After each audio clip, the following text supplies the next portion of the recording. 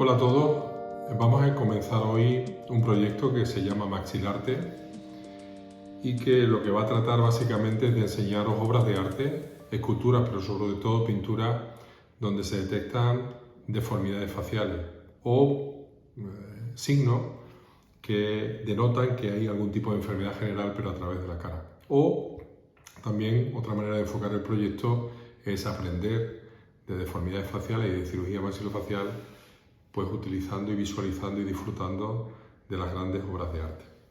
Tengo que comenzar diciendo que el Homo sapiens hasta hace 45.000 años era un tipo bastante aburrido y bastante poco imaginativo. Hace 45.000 años empiezan en muchas cuevas a aparecer una serie de figuras, luego hablaremos si es arte o no, pero una serie de figuras que podían considerarse algún tipo de símbolo o algún tipo de mensaje. Curiosamente, todas estas figuras estaban realizadas y había que visualizarlas también en la parte más recóndita de las cuevas utilizando, por supuesto, el fuego. ¿Era esto un arte?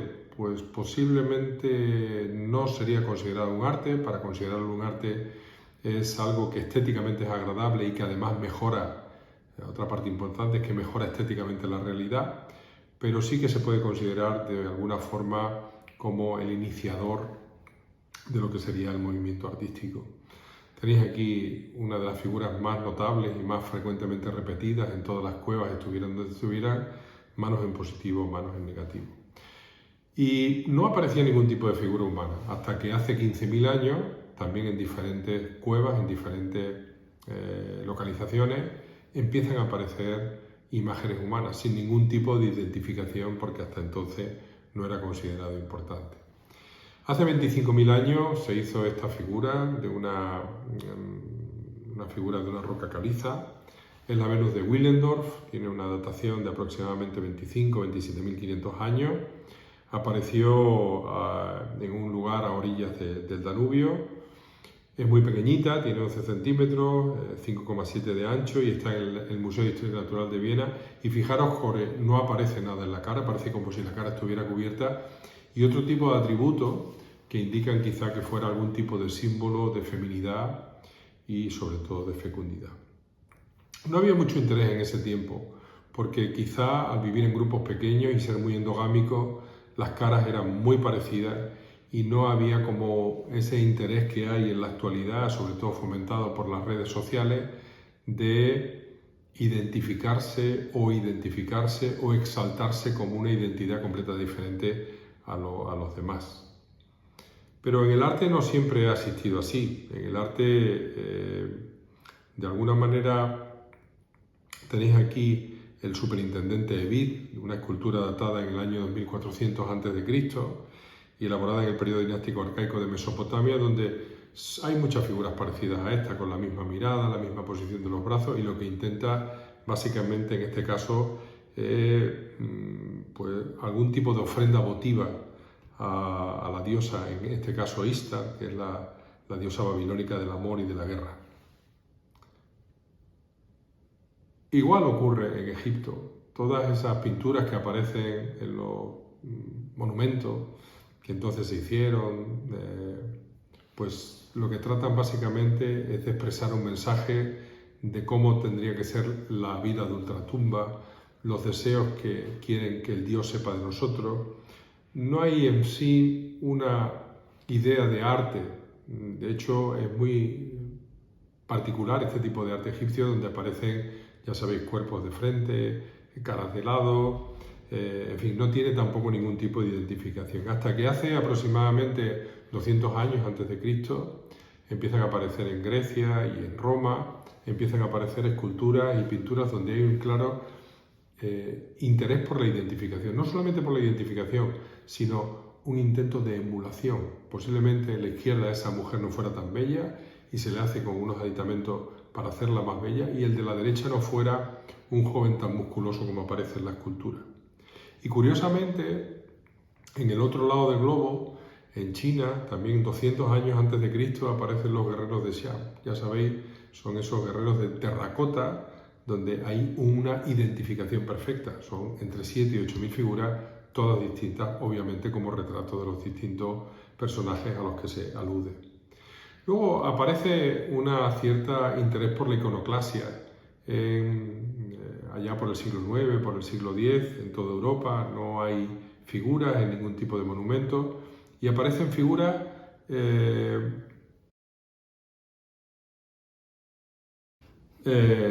que intentan ser como una especie de cómic, donde el sacerdote, el clero, los reyes intentan decirle a su población lo bien que lo hacen los dioses, lo bien que lo hacen los reyes, las batallas que ganan los reyes, los señores feudales, para así popularizar su imagen.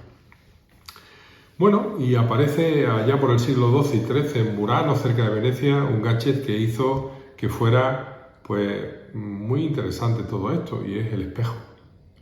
Antes el hombre se miraba en la superficie ilustrada, en alguna superficie metálica, pero con mucho grado de imperfección, y a través del espejo empezó a mirarse con una gran capacidad de realismo, pues cuáles eran los atributos y las distintas regiones que tenían fundamentalmente en la cara. Y curiosamente, el retrato es una posesión, una iniciativa del Renacimiento. Empiezan a aparecer los grandes genios de la pintura, aquellos que hacen unos retratos que aquí sí que se ve que tienen las características de arte.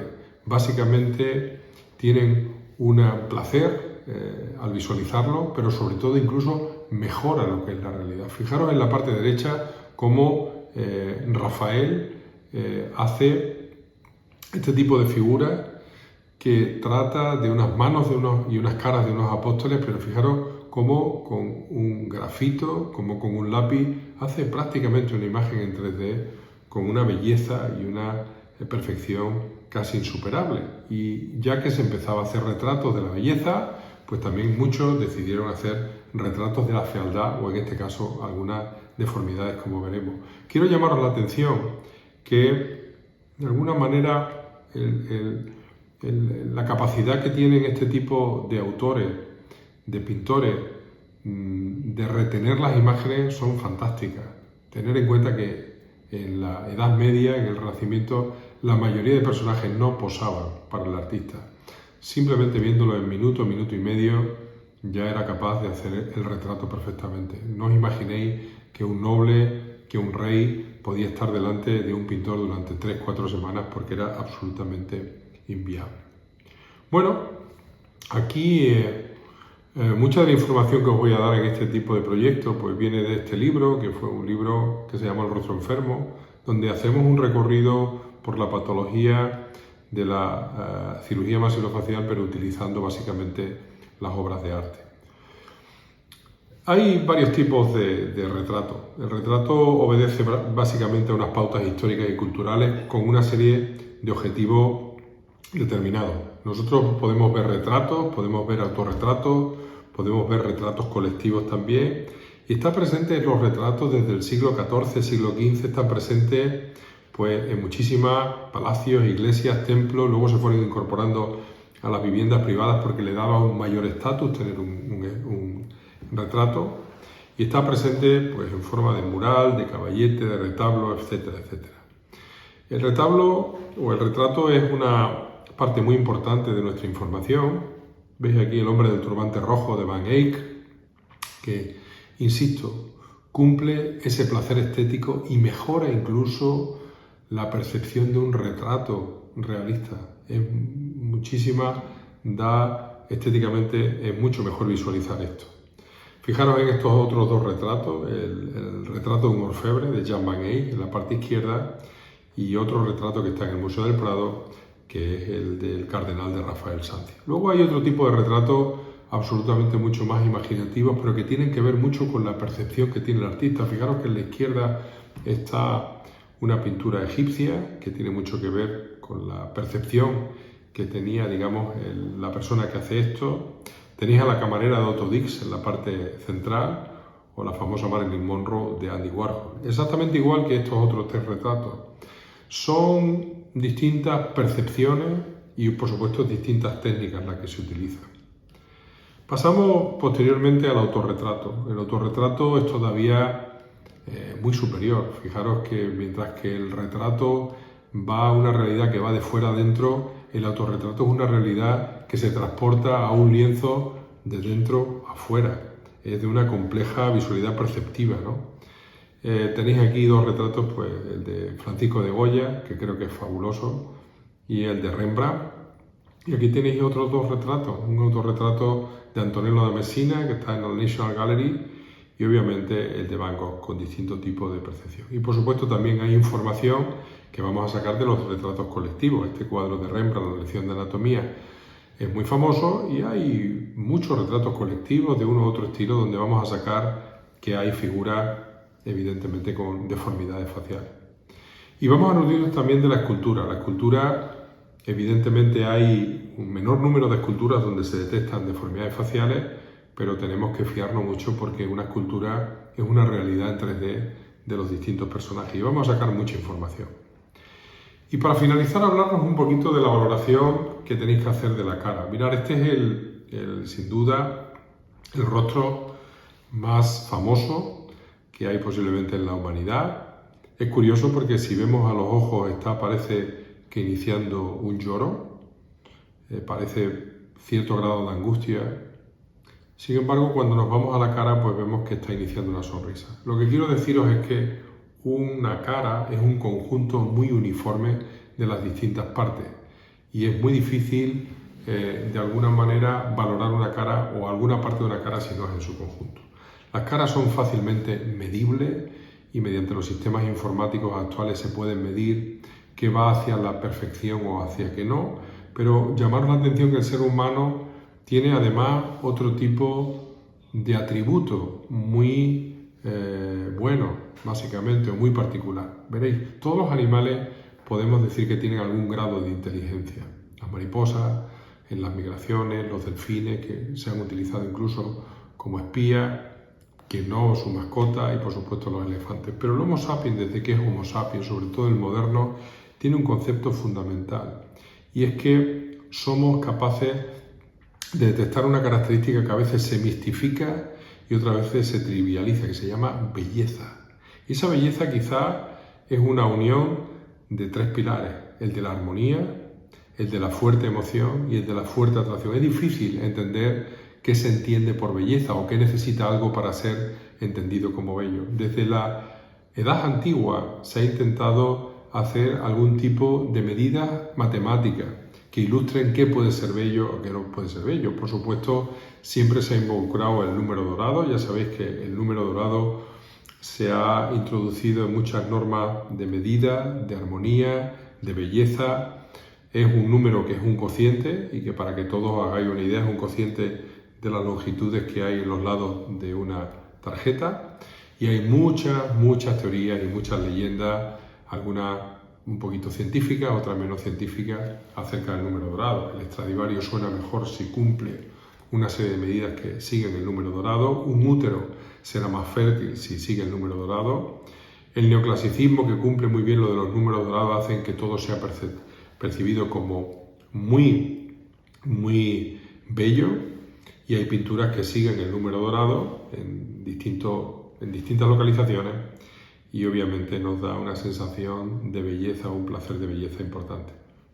Fijaros que incluso que hay un autor que se llama Stephen Marquardt, que tiene incluso una página web que veis ahí, que hace un modelo matemático de belleza basado en el número phi, basado en todo esto, en una serie de ángulos, de tal manera que si nosotros ponemos esa malla encima de figuras, esa superposición nos va a decir si científicamente es perfecto o no, y curiosamente coincide con la percepción de la belleza. Hay, como veis aquí, muchas maneras de interpretar en esa página. Es una página muy interesante, muy curiosa, y donde vemos personajes famosos o personajes incluso míticos, no reales, si son o no son bellos. Y en la dentadura también ocurre así. Las longitudes y las anchuras de determinado tipo de piezas, para considerarse en una sonrisa bella, necesitan cumplir determinado tipo de pautas que tienen que ver con el número dorado. Y la cara, además, tiene otro tipo de aditamento que lo hace muy particular en el Homo sapiens, en el hombre sobre todo moderno, y en la sonrisa, que es un gesto donde hay una gran cantidad de músculos y que obviamente le dan a la persona que tiene una sonrisa un cierto grado de inteligencia, de simpatía, de atractivo, de extroversión y de liderazgo. La percepción de la belleza no es exactamente igual en una época que en otra. Obviamente en Atapuerca no se puede considerar bello los cánones que quizá emplearan en ese grupo. Jaime I evidentemente estaba considerado como un rey muy bello, pero evidentemente en la actualidad no sería considerado como tal. Y aquí tenéis una figura del Von Thyssen donde se consideraba que esta cortesana era quizá la mujer más bella del mundo y que en la actualidad posiblemente no fuera así. También ocurre con las parejas. Hay parejas que son más bellas y parejas que no son. Vamos a hablar en algún momento, en algún capítulo de los Arnolfines. Se consideraba una pareja modelo, una pareja tanto modelo social y modelo estético. Pero obviamente en el siglo XX y en el siglo XXI los conceptos de belleza han cambiado. Son distintos la percepción de belleza que hay de la belleza femenina o de la belleza masculina. Vuelvo a insistir en que ha habido mucho intento por parte de muchos autores científicos, pintores y otro tipo de científicos, donde han intentado correlacionar medidas de la cara, medidas de parte de la cara, ángulos de la parte de la cara o medidas de la cara en relación con el resto del cuerpo. Y todo eso se ha llevado hoy en día a programas informáticos con los que utilizamos. Yo solamente quería daros una idea, por ejemplo, de la altura facial. Nosotros reconocemos que hay 3 tercios, la frente, la zona nasal y de ahí para abajo sería el tercio inferior. Y cuando los 3 tercios coinciden, la percepción es bastante buena. Cuando ya hay algún tercio, como en este caso que es el tercio medio, donde aumenta, o el tercio inferior, pues la percepción es un tanto no tan buena, sino un poquito desagradable. Y cuando ya los tercios son mucho mayores, obviamente no hay una sensación de percepción agradable. En cualquier caso, solamente para acabar, deciros un concepto que nosotros utilizamos mucho en los cirujanos maxilofaciales, que son las clases de Angle. Es decir, la manera de morder tiene mucho que ver con el posicionamiento de la cara, de los huesos de la cara. Si los dientes superiores están por detrás de los inferiores, es que los huesos superiores, el maxilar superior, está por detrás de la mandíbula. En una clase 1, a la izquierda, en el centro, tenéis los dientes que ligeramente están por delante los superiores de los inferiores. Así nos dará una imagen absolutamente normal. Si los dientes están muy por delante de los superiores a los inferiores, estamos hablando de una clase 2 o un retrognatismo ahí en la parte izquierda. Y volvéis a verlo en la parte izquierda y de esa morfología facial totalmente convexa. Sin embargo, cuando los dientes inferiores están por delante de los superiores, eso sería una clase 3, nos daría una cara completamente cóncava, de la que hablaremos frecuentemente a lo largo de estas presencias que vamos a tener con vosotros. Y únicamente los maxilofaciales también somos muy claros. A veces hablamos de temas o conceptos muy sencillos. La mordida abierta es cuando los dientes de delante no son capaces de juntarse y la sonrisa gingival es cuando uno en sonrisa enseña más encía de lo normal. En definitiva, el interés de este proyecto es mostraros obras de arte, sobre todo pintura, pero por supuesto alguna escultura, que vamos a agrupar en distintos tipos de patologías y de esta manera haceros partícipe de cuán interesante, independientemente del placer estético que os produce, es desgranar algunas obras de arte como si fueran historias clínicas que se pueden utilizar en la medicina.